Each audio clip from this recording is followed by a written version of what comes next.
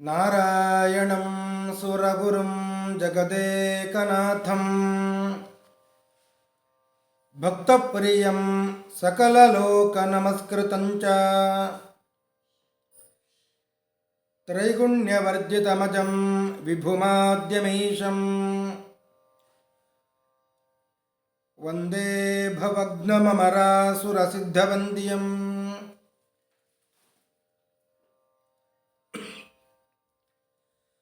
ನಾರಾಯಣಂ ನಮಸ್ಕೃತ್ಯ ನರಂ ಚೈವ ನರೋತ್ತಮಂ ದೇವೀಂ ಸರಸ್ವತೀಂ ವ್ಯಾಸಂ ತತೋ ಜಯಮುದೀರಯೇ. ಶ್ರೀ ಗುರುಭ್ಯೋ ನಮಃ. ಹರಿ ಓಂ.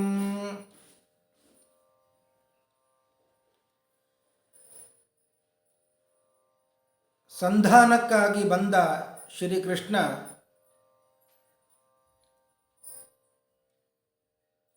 ಧೃತರಾಷ್ಟ್ರನ ಪ್ರಾರ್ಥನೆಯ ಮೇರೆಗೆ ಮತ್ತೆ ದುರ್ಯೋಧನನಿಗೆ ಉಪದೇಶ ಮಾಡಿದ. ದುರ್ಯೋಧನ, ಯುದ್ಧ ಎಲ್ಲ ಬೇಡ, ಕುಲದ ನಾಶ ಆಗ್ತದೆ, ಕೌರವರು ಉಳಿಯಲಿ, ಕುಲ ನಾಶವನ್ನು ಹೊಂದದೇ ಇರಲಿ, ನಾಳೆ ನಿನಗೆ ಅಪಕೀರ್ತಿ ಬರುವುದು ಬೇಡ, ಬೇಕಾದರೆ ಧೃತರಾಷ್ಟ್ರನೇ ಮಹಾರಾಜನಾಗಿರಲಿ, ನೀನೇ ಯುವರಾಜನಾಗು, ಆದರೆ ಪಾಂಡವರ ಒಟ್ಟಿಗೆ ಬದುಕು, ಅವರ ವೈರವನ್ನು ಕಟ್ಟಿಕೊಳ್ಳಬೇಡ ಮುಂತಾದ ಉಪದೇಶವನ್ನು ಕೃಷ್ಣ ಮಾಡಿದಾಗ ಅಲ್ಲಿದ್ದ ಭೀಷ್ಮ ದ್ರೋಣರು ಕೂಡ ಇದನ್ನೇ ಪುನಃ ದುರ್ಯೋಧನನಿಗೆ ಹೇಳಿದ್ರು. ದುರ್ಯೋಧನ ಮಾತ್ರ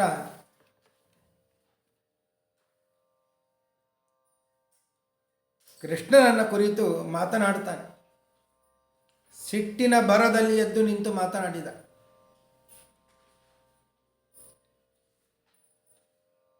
ಪ್ರಸಮೀಕ್ಷ್ಯ ಭವಾನ್ ಏತತ್ ವಕ್ತುಮರ್ಹತಿ ಕೇಶವ. ಸಮೀಕ್ಷ್ಯ ಚೆನ್ನಾಗಿ ತಿಳಿದು ಮಾತನಾಡಬೇಕು ಕೃಷ್ಣ, ಹಾಗೆ ಮಾತನಾಡೋದಲ್ಲ. ಮಾಮೇವ ಹಿ ವಿಶೇಷೇಣ ವಿಭಾಷ್ಯ ಪರಿಗ್ರಹಸೆ. ಯಾಕೆ ಏನು ನನ್ನನ್ನೇ ಸಂಬೋಧನೆ ಮಾಡಿ ನಿಂದನೆ ಮಾಡಿ ಮಾತನಾಡ್ತಾ ಇದೆಯಲ್ಲ.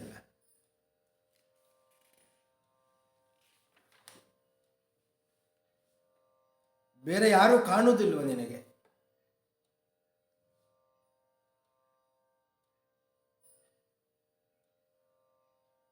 ಪಾಂಡವರಿಗೆ ನಿನ್ನ ಮೇಲೆ ಪ್ರೀತಿ ಇದೆ ಎಂಬ ಒಂದು ವಿಷಯದಲ್ಲಿ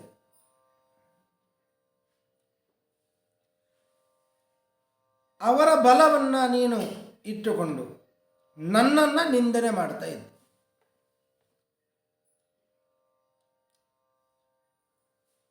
ನಿನ್ನ ಮಾತನ್ನು ಕೇಳಿ ಇವರು ಭೀಷ್ಮರು, ದ್ರೋಣರು, ಕೃಪರು ಇವರೆಲ್ಲ ಮತ್ತೆ ನನ್ನನ್ನೇ ನಿಂದನೆ ಮಾಡ್ತಾ ಇದ್ದಾರೆ. ಮಾಮೇವ ಗರ್ಹಂತೆ ನಾಣ್ಯಂ ಕಷ್ಟನ ಪಾರ್ಥಿವಂ. ಇಲ್ಲಿ ಯಾರು ಬೇರೆ ರಾಜನನ್ನ ನಿಂದನೆ ಮಾಡ್ತಾ ಇಲ್ಲ, ನಾನೇ ಒಬ್ಬ ಸಿಕ್ಕಿದ್ದೇನೆ ನಿಮಗೆ.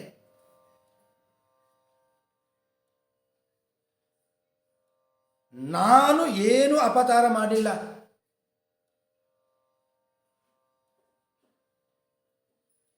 ಆದರೂ ನನ್ನ ಮೇಲೆ ನೀವು ದ್ವೇಷವನ್ನು ಕಾರುತ್ತಾ ಇದ್ದೀರಿ. ಹೇಳುತ್ತೇನೆ ಮಧುಸೂದನ, ಕೇಳು.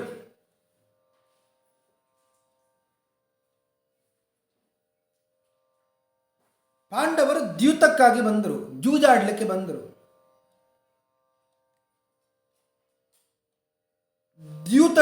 ಜೂಜಾಟದಲ್ಲಿ ಶಕುನಿಯಿಂದ ಸೋಲಲ್ಪಟ್ಟರು.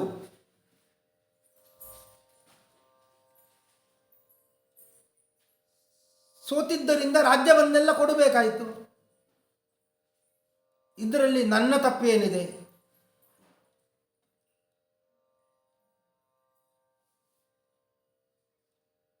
ಹೋಗಲಿ, ದ್ಯೂತದಲ್ಲಿ ಏನೆಲ್ಲ ಕಳ್ಕೊಂಡಿದ್ರು ಅದನ್ನೆಲ್ಲ ವಾಪಸ್ ಕೊಟ್ಟಾಯಿತು. ಮತ್ತೆ ಜೂಜಾಟ ಆಡುವಾಗ ಮತ್ತೆ ಸೋತರು, ವನವಾಸಕ್ಕೆ ಹೋದರು. ಹಾಗೆ ಹೋಗಿದ್ದಲ್ಲ, ಪರಾಜಿತರಾಗಿ ಹೋದರು. ನನ್ನ ತಪ್ಪೇನಿದೆ ಅದರಲ್ಲಿ?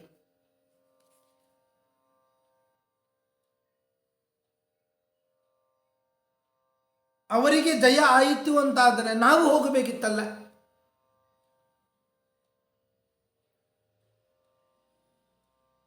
ಹೋಗಲಿ, ವನವಾಸದಲ್ಲಿ ಬಹಳ ಕಷ್ಟಪಟ್ಟರು, ರಾಜ್ಯವನ್ನೆಲ್ಲ ಕಳ್ಕೊಂಡ್ರು.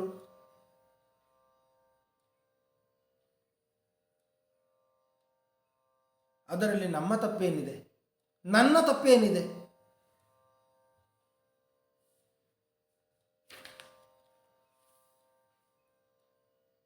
ಮತಂಗ ಋಷಿಗಳು ಒಂದು ಮಾತನ್ನು ಹೇಳುತ್ತಾರೆ, ಅದನ್ನು ಚೆನ್ನಾಗಿ ಬಲ್ಲವನಾಗಿದ್ದೇನೆ ನಾನು. ಉದ್ಯಚ್ಛೇದೇವ ನನಮೇತ್,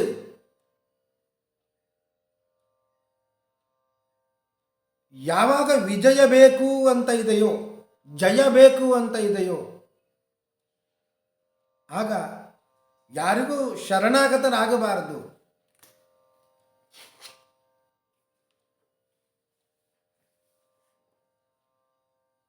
ಉದ್ಯಮೋ ಹೇವ ಪೌರುಷಂ,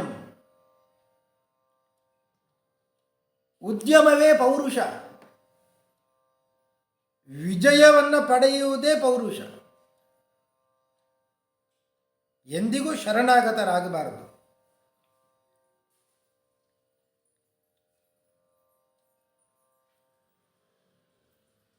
ಒಂದು ವೇಳೆ ಆ ಕಾಲದಲ್ಲಿ ಏನಾದರೂ ತೊಂದರೆ ಆದೀತು, ವಿಜಯಕ್ಕಾಗಿ ಪ್ರಯತ್ನ ಪಟ್ಟಾಗ ಮರಣವೂ ಕೂಡ ಬರಬಹುದು. ಬಂದರೆ ಬರಲಿ, ಎಂದಿಗೂ ತಲೆಬಾಗಬಾರದು. ವಿಜಯವೇ ಮುಖ್ಯ. ಅಪ್ಯಪರ್ವಣಿ ಭಜ್ಯೇತ ನನಮೇ ದಿಹ ಕರಿಹಿಚಿತ್. ಕಬ್ಬು ಬಿದಿರು ಎಲ್ಲ ಇರುತ್ತದೆ, ಎಲ್ಲಿ ಗಂಟು ಇರುತ್ತದೋ, ಬಿದಿರಿನ ಗಂಟು, ಕಬ್ಬಿನ ಗಂಟು, ಆ ಜಾಗದಲ್ಲಿ ಎಂದಿಗೂ ಅದು ಬಗ್ಗುವುದಿಲ್ಲ. ಗಂಟು ಇರುವ ಜಾಗದಲ್ಲಿ ಬಗ್ಗುವುದಿಲ್ಲ, ಅದು ಗಂಟು ಇಲ್ಲದೆ ಇರುವ ಜಾಗದಲ್ಲಿ ಬಗ್ಗುತ್ತದೆ. ಗಂಟು ಇರುವ ಜಾಗದಲ್ಲಿ ಬಗ್ಗಿಸ್ಲಿಕ್ಕೂ ಸಾಧ್ಯ ಇಲ್ಲ. ಕಷ್ಟಪಟ್ಟು ಗಂಟು ಇರುವ ಸ್ಥಳದಲ್ಲಿ ಬಗ್ಗಿಸಿದರೆ ತುಂಡೆ ಆಗಿಬಿಡುತ್ತದೆ.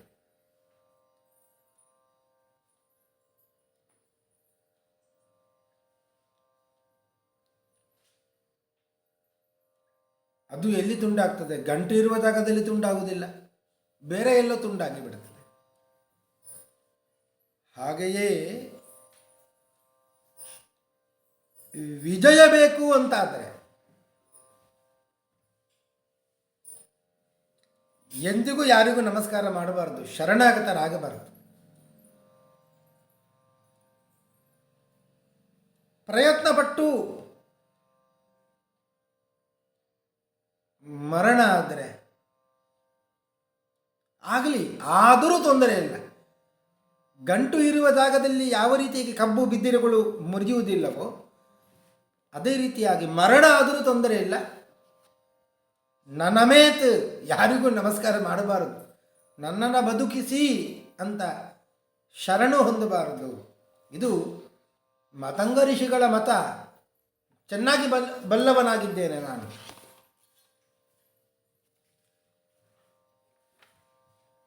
ಕೃಷ್ಣ ನನ್ನನ್ನೇ ಉದ್ದೇಶಿಸಿಕೊಂಡು ಹೇಳ್ತಾ ಇದೆಯಲ್ಲ, ಕುಲನಾಶ ಆದೀತು, ನಾನು ಸತ್ತು ಹೋದೇನು ಅಂತ. ಆದರೆ ನಾನು ವಿಜಯವನ್ನೇ ಬಯಸ್ತೇನೆ. ಸತ್ತರೂ ಪರವಾಗಿಲ್ಲ, ಆದರೆ ಪಾಂಡವರಿಗೆ ರಾಜ್ಯವನ್ನು ಮಾತ್ರ ಕೊಡುವುದಿಲ್ಲ. ಅರ್ಧ ರಾಜ್ಯ ಅಲ್ಲ, 5 ಗ್ರಾಮಗಳು ಅಲ್ಲ, ಒಂದು ಸೂಜಿಯ ಮೊನೆಯಿಂದ ಚುಚ್ಚುವಷ್ಟು ಜಾಗ ಅದನ್ನು ಕೂಡ ಕೊಡುವುದಿಲ್ಲ. ಯಾವದ್ಧಿ ತೀಕ್ಷ್ಣಯ ಸೂಚ್ಯ ವಿದ್ಯೇದಗ್ರೇಣ ಮಾಧವ ತಾವತ್ ಅಪಿ ಅಪರಿತ್ಯಾಜ್ಯಂ ಭೂಮೇ ನಃ ಪಾಂಡವಾನ ಪ್ರತಿ. ಎಲ್ಲಿಯವರೆಗೆ ಅಂದರೆ ನಾನು ಬದುಕಿರುವ ತನಕ ಸೂಜಿಯ ತುದಿಯಿಂದ ಚುಚ್ಚಿದ್ರೆ ಎಷ್ಟು ಜಾಗ ಆಗ್ತದೋ ಅಷ್ಟು ಜಾಗ ಕೂಡ ನಾನು ಪಾಂಡವರಿಗೆ ಕೊಡುವುದಿಲ್ಲ. ಗಟ್ಟಿಯಾಗಿ ಮಾತನಾಡಿದ ದುರ್ಯೋಧನ ಈ ರೀತಿಯಾಗಿ.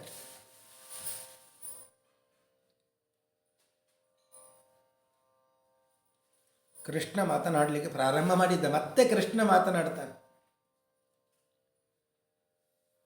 ಗಟ್ಟಿಯಾದ ಸ್ವರದಲ್ಲಿ ಮಾತನಾಡಲಿಕ್ಕೆ ಶುರು ಮಾಡಿದ್ದ ಕೃಷ್ಣ. ಇಷ್ಟರವರೆಗೆ ಮೆಲ್ಲ ನಿಧಾನವಾಗಿ ಮಧುರವಾಗಿ ಮಾತನಾಡ್ತಾ ಇದ್ದ. ಈಗ ಮಾತ್ರ ಕ್ರೋಧ ಪರ್ಯಾಕುಲೇಕ್ಷಣ, ಕ್ರೋಧದಿಂದ ಕೆಂಪಾದ ಕಣ್ಣುಳ್ಳಂತಹ ಕೃಷ್ಣ ಗಟ್ಟಿಯಾಗಿ ಮಾತನಾಡುತ್ತಾನೆ ಅಂತೆ. ಏನು ಮಾತನಾಡಿದ? ದುರ್ಯೋಧನ, ಇಷ್ಟರವರೆಗೆ ಹೇಳಿದ್ಯಲ್ಲ, ನನ್ನಿಂದ ಏನು ಅಪಚಾರ ಆಗಲಿಲ್ಲ, ಅವರವರು ಮಾಡಿದ ಕರ್ಮ, ಜೂಜಾಡ್ಲಿಕ್ಕೆ ಬಂದರು, ಸೋತರು, ನಮ್ಮ ತಪ್ಪು ಏನಿದೆ ಅಂತ ಹೇಳಿದ್ಯಲ್ಲ.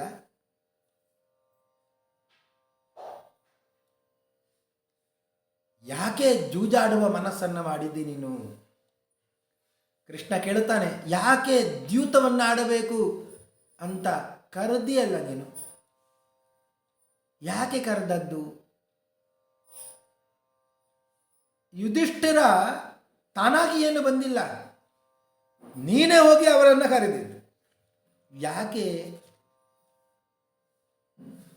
ನಿನ್ನ ಕುತಂತ್ರ. ಬೇಕಾದಷ್ಟು ಸಂಪತ್ತನ್ನು ಒಟ್ಟು ಮಾಡಿದ್ದರು, ರಾಜಸೂಯ ಯಾಗ ಮಾಡಿದ್ರು, ಬೆಟ್ಟದಷ್ಟು ರಾಶಿ ಸಂಪತ್ತು ಬಂದು ಬಿದ್ದಿತ್ತು. ಆ ಸಂಪತ್ತನ್ನು ನೋಡಿ ನಿನ್ನ ಹೊಟ್ಟೆ ಉರಿಯಿತಲ್ವ, ಅದಕ್ಕೆ ನೀನು ಹೋಗಿ ಕರೆದಿ. ಇದು ನನ್ನ ದೊಡ್ಡ ತಪ್ಪು. ತ್ವಯಾ ದುರ್ಮಂತ್ರಿತಂ ದ್ಯೂತಂ ಸೌಬಲೇನದ ಭಾರತ. ಶಕುನಿಯ ಒಟ್ಟಿಗೆ ಹೋಗಿ ಕರೆದಿ. ನಿನ್ನ ಬಂಧುಗಳಲ್ಲ ಅವರು. ಕಪಟದಿಂದ ಅವರನ್ನು ದ್ಯೂತಕ್ಕೆ ಕರಿಬೇಕಿತ್ತ ನೀನು.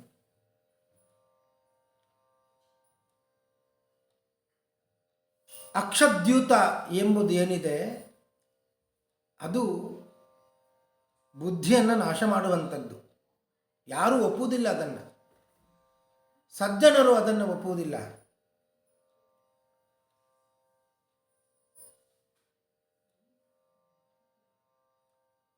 ಆಟ ಆಡುವುದು ಏನೋ ಆಡಿದ್ದಿ, ಆದರೆ ಶಕುನಿಯ ಮೂಲಕ ಮೋಸದಿಂದ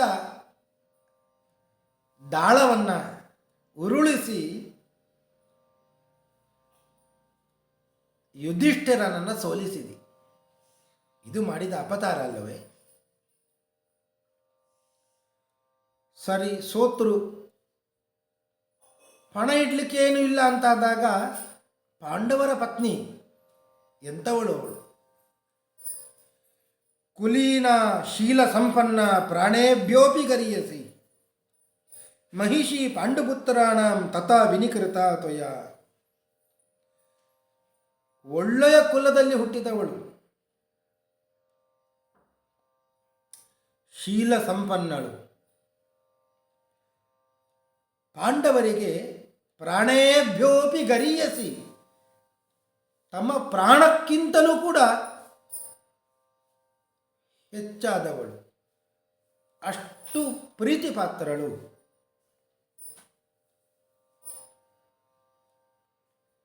ಅಂಥವಳನ್ನು ಏಕವಸ್ತ್ರಧಾರಣಿಯಾದಂತಹ ಅವಳನ್ನು ಸಭೆಗೆ ಕರೆದು ಬೇಡವಾದ ಮಾತನ್ನು, ಚುಚ್ಚು ಮಾತನ್ನಾಡಿ ಅವಮಾನ ಮಾಡಿದ್ದೀಯಲ್ವ, ವಸ್ತ್ರಾಪಹರಣ ಮಾಡಿದ್ದೀಯಲ್ವ. ಇದು ಮಾಡಿದ್ದ ಅಪಚಾರ ಅಲ್ಲವೇ? ಇಷ್ಟೆಲ್ಲ ಮಾಡಿ ಏನು ಮಾಡಿಲ್ಲ ಅಂತ ಹೇಳ್ತಾ ಇದ್ದೀಯಲ್ಲ. ವನವಾಸ ಮಾಡಬೇಕು ಅಂತ ಆಯಿತು, ಕಾಡಿಗೆ ಹೋಗುವಾಗ ಎಷ್ಟು ಎಲ್ಲ ಅಣಕಿಸಿದ್ದಿ ಅವರನ್ನು.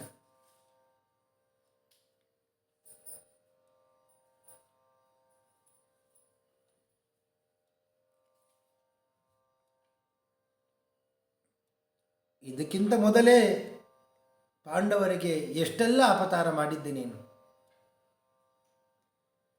ವಾರಣಾವತದಲ್ಲಿ ಅರಗಿನ ಮನೆಯನ್ನು ನಿರ್ಮಾಣ ಮಾಡಿ ಅಲ್ಲಿ ಅವರು ವಾಸ ಮಾಡುವಂತೆ ಮಾಡಿಸಿ, ತಾಯಿ ಕುಂತಿಯಿಂದ ಕೂಡಿದ ಪಾಂಡವರನ್ನು ಆ ಮನೆಯಲ್ಲಿ ಸುಟ್ಟು ಬಿಡಬೇಕು ಅಂತ ಯೋಚನೆ ಮಾಡಿದ್ದೀಯಲ್ವ, ಇದು ಅಪಚಾರ ಅಲ್ಲವೇ? ಸಹ ಮಾತ್ರ ಪ್ರದಗ್ಧುಂ ತಾನ್ ಬಾಲಕಾನ್ ವಾರಣಾವತೆ. ಆದರೂ ದೈವವಶಾತ್ ಅವರು ಬದುಕುಳಿದರು, ನಿನ್ನ ಪ್ರಯತ್ನ ಸಫಲ ಆಗಲಿಲ್ಲ. ಅಲ್ಲಿಂದ ಪಾರಾಗಿ ಏಕಚಕ್ರ ನಗರದಲ್ಲಿ ಒಬ್ಬ ಬ್ರಾಹ್ಮಣನ ಮನೆಯಲ್ಲಿ ಅನೇಕ ಕಾಲ ಬಹುಕಾಲ ವಾಸ ಮಾಡಿದರು. ಅದಕ್ಕಿಂತಲೂ ಮುಂಚೆ ವಿಷೇಣ ಬಂಧೈಹಿ ಸರ್ಪೈಶ್ಚ ಘಾತಿತ ಪಾಂಡವಾಸ್ತ್ವಯ. ಎಷ್ಟೆಲ್ಲ ಉಪಾಯ ಮಾಡಿದ್ದೀಯ ಅವರನ್ನು ಕೊಲ್ಲಬೇಕು, ಭೀಮಸೇನನನ್ನು ಕೊಲ್ಲಬೇಕು ಅಂತ. ವಿಷ ಪ್ರಯೋಗ ಮಾಡಿದ್ದಿ, ಸರ್ಪಗಳಿಂದ ಕೊಲ್ಲಿಸಬೇಕು ಅಂತ ಯೋಚನೆ ಮಾಡಿದ್ದಿ, ವಿಷ ಪ್ರಯೋಗ ಕೂಡ ಮಾಡಿದ್ದಿ.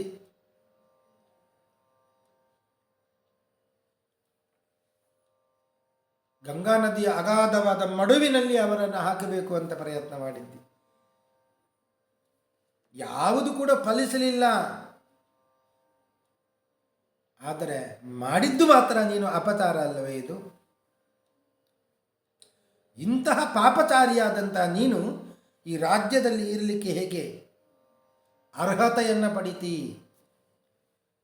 ಏವಂ ವೃತ್ತಃ ಕಥಂ ರಾಜ್ಯೇ ಸ್ಥಾತುಂ ಅರ್ಹಸಿ ಪಾಪಕೃತ್. ಇಂತಹ ದುರ್ಬುದ್ಧಿಯನ್ನು ಪಾಂಡವರಲ್ಲಿ ಹೊಂದಿದ ನೀನು ಪಾಂಡವರಿಗೆ ಅಪರಾಧ ಮಾಡಿಲ್ಲ ನಾನು ಅಂತ ಯಾವ ಬಾಯಿಂದ ಹೇಳುತ್ತಿ?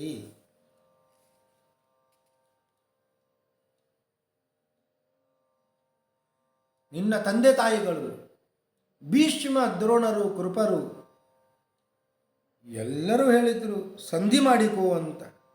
ಮತ್ತೆ ಮತ್ತೆ ಹೇಳಿಸಿಕೊಂಡರು. ಅವರೊಂದಿಗೆ ಸಂಧಿಯನ್ನು, ಶಾಂತಿಯನ್ನು ನೀನು ಬಯಸಲಿಲ್ಲ.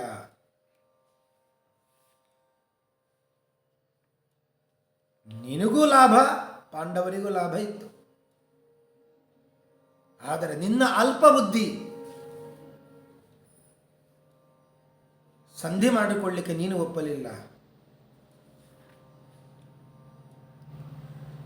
ಇಷ್ಟು ಕೃಷ್ಣ ಮಾತನಾಡ್ತಾ ಇರುವಾಗ ದುಶ್ಯಾಸನ ಎದ್ದು ನಿಂತು ಹೇಳಿದ,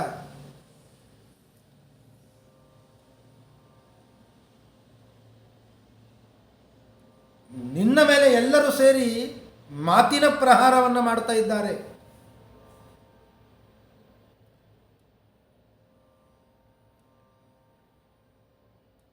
ನೀನು ಈಗ ಒಂದು ವೇಳೆ ಸಂಧಿಗೆ ಒಪ್ಪಲಿಲ್ಲ ಅಂತ ಆದರೆ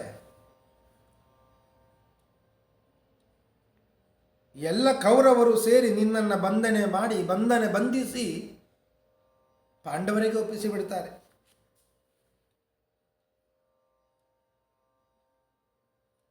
ಈ ಭೀಷ್ಮ, ದ್ರೋಣರು ಮತ್ತು ನಿನ್ನ ತಂದೆ ಸೇರಿ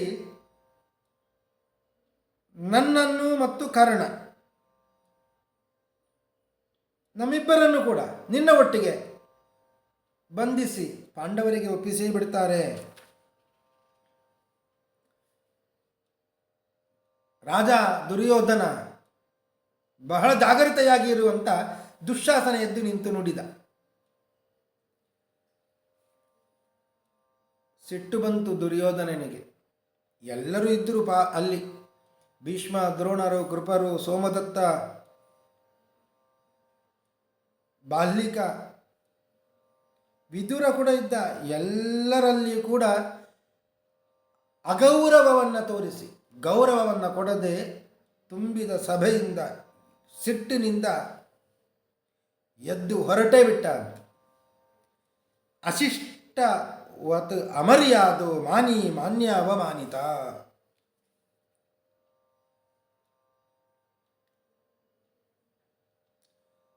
ದುರ್ಯೋಧನ ಸಭೆಯನ್ನು ಬಿಟ್ಟು ಹೊರಟು ಹೋದ ಮೇಲೆ ಕೆಲವರೆಲ್ಲ ದುರ್ಯೋಧನನನ್ನು ಅನುಸರಿಸಿಕೊಂಡು ಹೋದರು ಹೊರಗೆ. ಆಗ ಭೀಷ್ಮರು ಮಾತನಾಡುತ್ತಾರೆ, ಧರ್ಮ ಅರ್ಥಗಳನ್ನು ತ್ಯಜಿಸಿ ಕಾಮಕ್ರೋಧಕ್ಕೆ ಯಾರು ಬಲಿಯಾಗ್ತಾರೋ ಅವರು ನಾಶವನ್ನು ಹೊಂದುತ್ತಾರೆ ಅಂತ ದುರ್ಯೋಧನನಿಗೆ ಹೇಳಿದರು ಭೀಷ್ಮರು.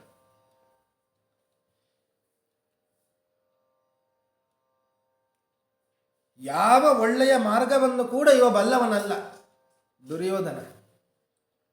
ಕೆಟ್ಟ ಅಹಂಕಾರವುಳ್ಳವ, ದುರಾತ್ಮ, ರಾಜಪುತ್ರೋಯಂ ಧಾರ್ತರಾಷ್ಟ್ರೋನುಪಾಯವತ್ ಮಿಥ್ಯಾಭಿಮಾನಿ ರಾಜ್ಯಸ್ಯ.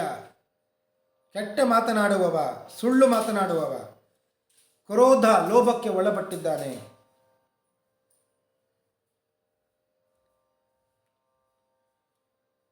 ಈ ದುರ್ಯೋಧನ ಮತ್ತು ಅವನನ್ನು ಅನುಸರಿಸದ ಎಲ್ಲರೂ ಕೂಡ ಅಧಃಪತನವನ್ನು ಹೊಂದುತ್ತಾರೆ.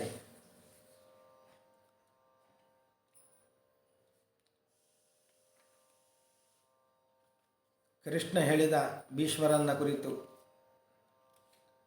ನೋಡಿ, ನಮ್ಮ ಕುಲದಲ್ಲಿ ಒಬ್ಬ ಇದ್ದ ಕಂಸ,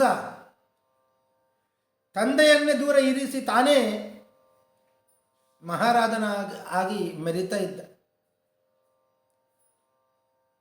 ನಾನು ಹೋಗಿ ಅವನನ್ನು ಸಂಹಾರ ಮಾಡಿದೆ. ಉಗ್ರಸೇನನನ್ನೇ ರಾಜನನ್ನಾಗಿ ಮಾಡಿದೆ. ಯಾಕೆ ಅಂದರೆ ಕುಲದ ಕ್ಷೇಮಕ್ಕಾಗಿ. ಕುಲ ಉಳಿಬೇಕು, ಒಳ್ಳೆಯ ಕುಲ ಯಾವತ್ತೂ ಉಳಿಬೇಕು. ಇಂತಹ ಒಬ್ಬೊಬ್ಬರು ಬಂದರೆ ಆ ಕುಲವೇ ನಾಶ ಆಗ್ತದೆ. ಕಂಸನಿಂದ ಕುಲ ನಾಶ ಆಗೋದು ಬೇಡ ಅಂತ ಅವನನ್ನು ಕೊಂದೆ, ಉಗ್ರಸೇನನನ್ನು ರಾಜನನ್ನಾಗಿ ಮಾಡಿದೆ. ಅದೇ ರೀತಿಯಾಗಿ ಈ ಕುರುಕುಲ ಇದು ಉಳಿಬೇಕು ಅಂತಾದರೆ ಇಂತಹ ದುರ್ಯೋಧನ ಅವನನ್ನು ಸುಮ್ಮನೆ ಬಿಡಬಾರದು. ಅವನೊಟ್ಟಿಗೆ ದುಶ್ಯಾಸನ, ಕರ್ಣ ಇವರನ್ನೆಲ್ಲ ಬಂಧಿಸಿ ಪಾಂಡವರಿಗೆ ಕೊಟ್ಟು ಬಿಡಬೇಕು. ಕೃಷ್ಣ ಹೇಳ್ತಾನೆ, ತ್ಯಜೇತ್ ಕುಲಾರ್ಥೇ ಪುರುಷಂ. ಒಂದು ಕುಲ ಉಳಿಬೇಕಾ? ಒಬ್ಬ ಕೆಟ್ಟವ ಇದ್ದರೆ ಅವನನ್ನು ಹೊರಗೆ ಹಾಕಬೇಕು, ಕುಲದ ಉಳಿವಿಗಾಗಿ. ಇಲ್ಲದಿದ್ದರೆ ಅವನಿಂದ ಕುಲವೇ ನಾಶ ಆಗ್ತದೆ. ಗ್ರಾಮಸ್ಯ ಅರ್ಥೇ ಕುಲಂ ತ್ಯಜೇತ್. ಒಂದು ಗ್ರಾಮ ಸರಿಯಾಗಿ ಉಳಿಬೇಕಾ? ಕೆಟ್ಟ ಕುಲದವರನ್ನು ಹೊರಗೆ ಹಾಕಿ ಬಿಡಬೇಕು, ಗ್ರಾಮದಿಂದಲೇ ಓಡಿಸಿ ಬಿಡಬೇಕು. ಆ ಕೆಟ್ಟ ಕುಲದವರು ಆ ಗ್ರಾಮದಲ್ಲಿದ್ದರೆ ಗ್ರಾಮವೇ ನಾಶವನ್ನು ಹೊಂದಿತ್ತು. ಗ್ರಾಮವನ್ನೇ ನಾಶ ಮಾಡಬಾರದು ಅಂತ ಇದ್ದರೆ ಅಂತಹ ಗ್ರಾಮದಲ್ಲಿ ಕೆಟ್ಟ ಕುಲದವರು ಅಂತ ಯಾರು ಇರ್ತಾರೆ ಅವರನ್ನು ಹೊರಗೆ ಹಾಕಬೇಕು.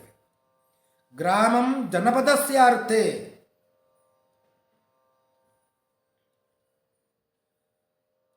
ಒಂದು ಗ್ರಾಮದವರೇ ಸರಿ ಇಲ್ಲ ಅಂತಾದರೆ ರಾಜ್ಯಕ್ಕಾಗಿ ಆ ಗ್ರಾಮವನ್ನೇ ತ್ಯಾಗ ಮಾಡಬೇಕು. ಆತ್ಮಾರ್ಥೆ ಪೃಥ್ವೀಂ ತ್ಯಜೇತ್. ತನ್ನ ಸಲುವಾಗಿ ಭೂಮಿಯನ್ನೇ ತ್ಯಾಗ ಮಾಡಬೇಕು. ತನ್ನ ಸಲುವಾಗಿ ತನಗೆ ಅಲ್ಲಿ ರಕ್ಷಣೆ ಸಿಗುವುದಿಲ್ಲ ಅಂತಾದರೆ ಆ ಭೂಮಿಯನ್ನು ಬಿಟ್ಟು, ಆ ಜಾಗವನ್ನು ಬಿಟ್ಟು ಬೇರೆ ಕಡೆ ಹೋಗಿ ಬಿಡಬೇಕು. ಇದು ಒಂದು ನಿಯಮ, ನೀತಿ. ಆದ್ದರಿಂದ ಭೀಷ್ಮ ದ್ರೋಣರನ್ನೆಲ್ಲ ಕುರಿತು ಕೃಷ್ಣ ಹೇಳಿದ, ನಿಮ್ಮ ಕುಲ ಉಳಿಬೇಕಾ? ಇವನನ್ನು ಒಬ್ಬನನ್ನು ಹೊರಗೆ ಹಾಕಿ ಅಂತ ಹೇಳಿ. ಇಷ್ಟು ಮಾತನಾಡಿದಾಗ ಧೃತರಾಷ್ಟ್ರ ಗಾಂಧಾರಿಯನ್ನು ಕರೆದು ಉಪದೇಶ ಮಾಡೋಣ ಅಂತ ಯೋಚನೆ ಮಾಡಿದ ಎಂಬಲ್ಲಿಗೆ ಇವತ್ತಿನ ಉಪನ್ಯಾಸವನ್ನು ಮುಗಿಸ್ತಾ ಇದ್ದೇನೆ. ಶ್ರೀಕೃಷ್ಣಾರ್ಪಣಮಸ್ತು.